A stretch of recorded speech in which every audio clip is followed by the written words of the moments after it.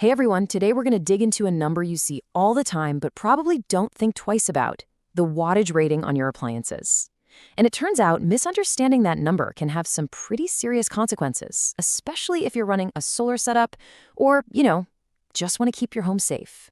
Yeah, you see that big number on the side of your heater and you just assume, okay, that's exactly the power it's pulling from the wall. But as we're about to find out, that label, it doesn't quite tell the whole story. So let's kick things off with what I like to call the 2,000-watt myth. It's this really common assumption that pretty much all of us make when we look at our gadgets. The thinking is super simple, right? It goes like this. I have a heater, it says 2,000 watts, so when I plug it in, bam, it creates a 2,000-watt load on my system. It's one-to-one, easy. And that's kind of the official story we're always told. And this simple way of thinking is absolutely everywhere. You'll see tons of guides and videos that treat an appliance's rating like it's gospel, a fixed, unchanging fact. But this misses some really, really crucial real-world details. Okay, so enough with the assumptions. Let's put this whole myth to the test. To see what's actually going on, we need a tool that can cut through the noise and give us the real story. And here it is, the watt meter. This little gadget is awesome. You just plug it into the wall, then plug your appliance into it, and it measures the actual instantaneous power being drawn at any given moment. This thing is our window into reality. So the big question is, when we plug our so-called 2,000-watt heater into this meter, what number do you think is going to pop up on that screen? Is it going to be 2,000 right on the dot? And there it is, 1,947 watts. I mean, it's close, but it is not 2,000. And that small gap, that little difference between the label and reality, that's where all the important stuff is hiding. So why isn't it exactly 2,000? Okay, so why the difference? To really get that, we need to understand what's going on behind the scenes. The truth is, your home's electrical system isn't some perfect lab environment. It's a dynamic, constantly changing system. You see, that power draw isn't a fixed number for a few reasons. First, the voltage coming out of your wall isn't perfectly stable. It fluctuates. If the heater has a thermostat, it's going to be clicking on and off, which changes the load constantly. And get this, even the resistance of the heating element itself actually changes as it gets hotter. It's a living system. So, the crucial point is this. That 2,000-watt rating is what the manufacturer hopes the heater will draw, but only under perfect lab conditions with a very specific voltage. If your home's voltage is a little lower or a little higher, the power it consumes is going to change right along with it. Now, this is where this whole concept becomes absolutely critical.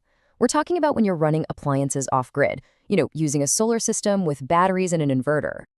In a solar setup, your batteries are storing low-voltage DC power, but your heater needs high-voltage AC power. The device that makes that conversion happen is the inverter, and that whole process has a huge impact on what your battery actually has to deal with. And this is where the numbers get really dramatic.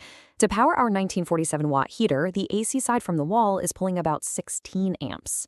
But to get that exact same amount of power from a 12-volt battery, the DC side has to deliver a massive 171 amps. That is a huge current draw on your battery. And it actually gets worse. That conversion from DC to AC is never perfect. The inverter itself uses some power just to operate, and that energy is lost as heat. This is called inverter efficiency. And it means your battery has to supply even more power than the appliance is using, which just drains it that much faster.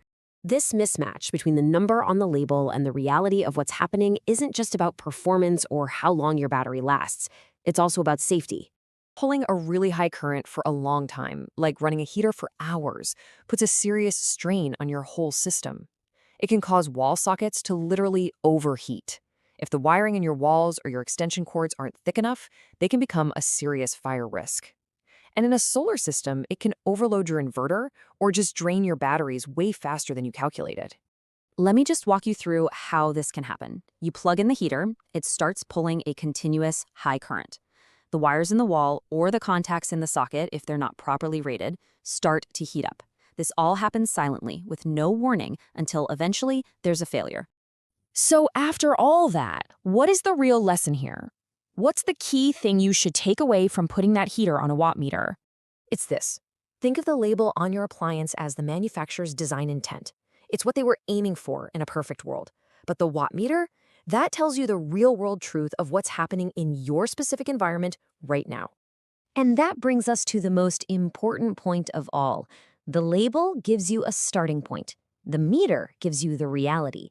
A safe, reliable electrical system, whether it's in your home or your RV, must be designed and built to handle both the expected load and the real-world stresses it's actually going to face. So here's my challenge to you. Grab a watt meter, they're inexpensive and incredibly useful, and find out the real story of your own appliances. Test your kettle, your microwave, your space heater. What surprising numbers did you find? Let us know down in the comments. Thanks for checking this out.